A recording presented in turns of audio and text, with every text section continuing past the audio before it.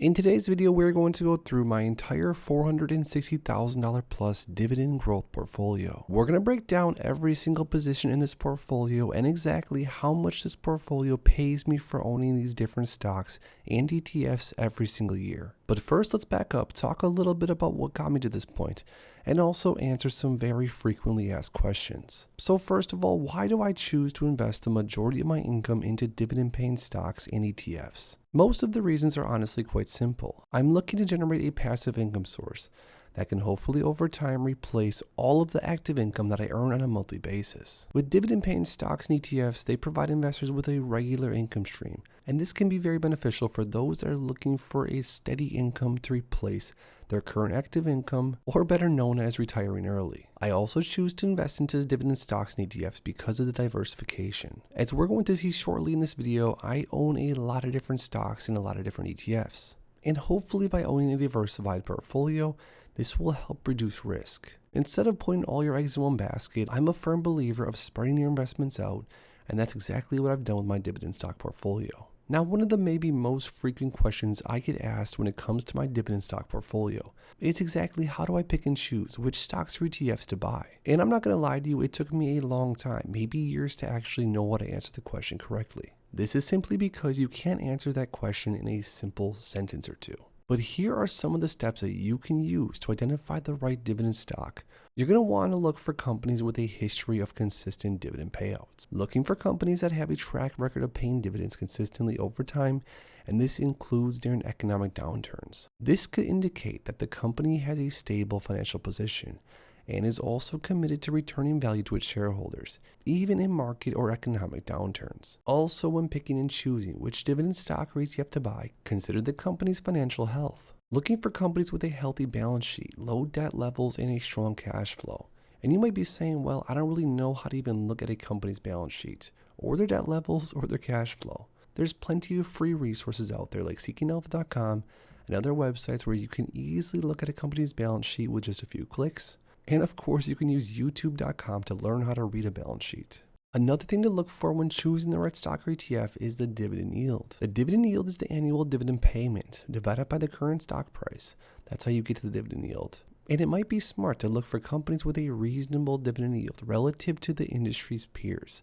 A super high dividend yield could indicate that the stock is undervalued, but it could be also a red flag if the company is struggling financially. And although we could and probably will make an entire YouTube video about dividend yield, be very careful. Don't chase stocks or ETFs just if they have a very high yield. Use all of these and more metrics when choosing and picking which stocks or ETFs to buy. Another thing to look and analyze is the company's growth prospects. Look for companies with a strong growth outlook, as this can indicate that the company will continue to generate strong earnings and cash flows in the future and beyond. Also, if you're looking to live off your dividends over time, or if you're looking to use these dividends to maybe cover some bills or whatever else it might be, make sure to try and measure the dividend safety. Now, the dividend safety is basically how likely is the dividend to be continuously paid over the long term.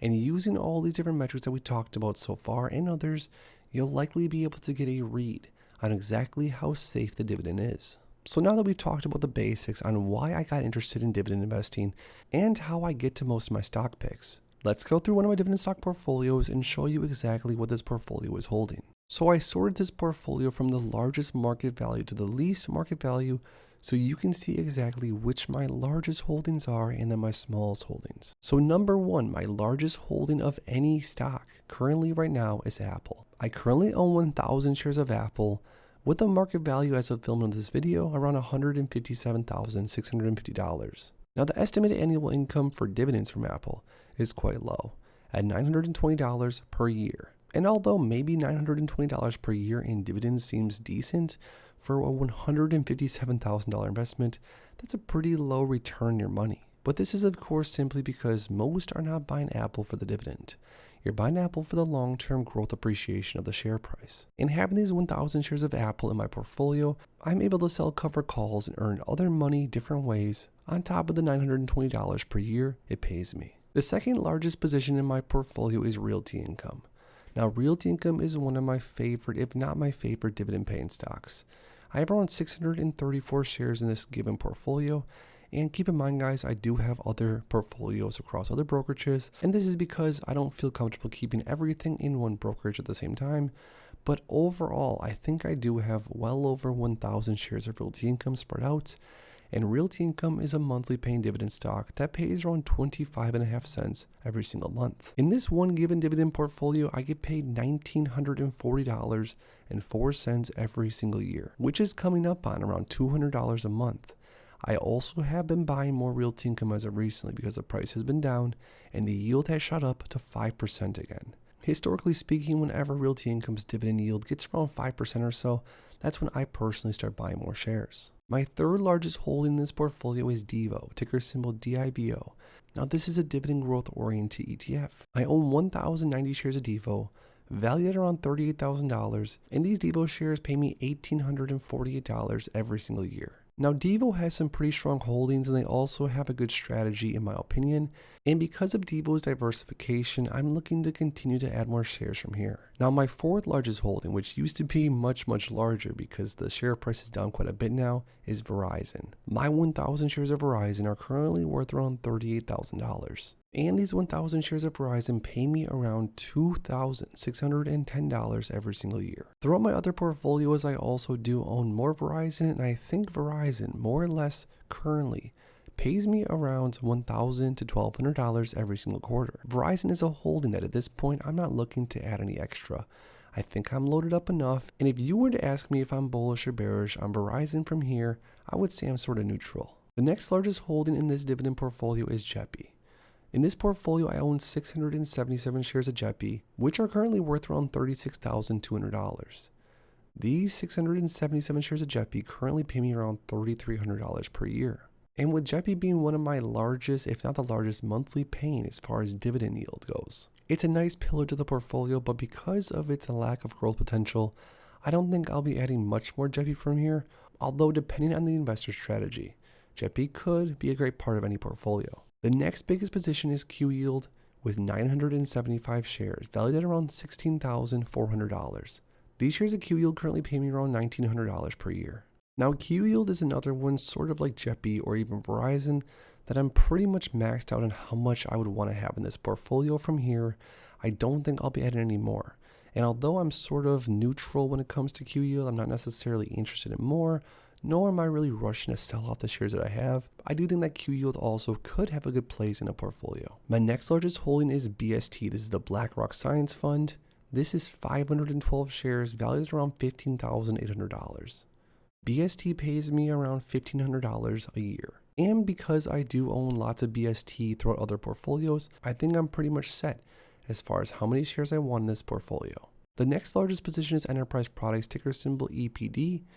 EPD is one of my favorite stocks because it has done really well since I started buying it back in like 2018. Now EPD does pay a large dividend and it's went up pretty good over the last few years. With almost $1,200 of annual income from EPD, I would be willing to add some more of EPD from here on out, and I have been over the last few weeks. The next largest position is NUSI.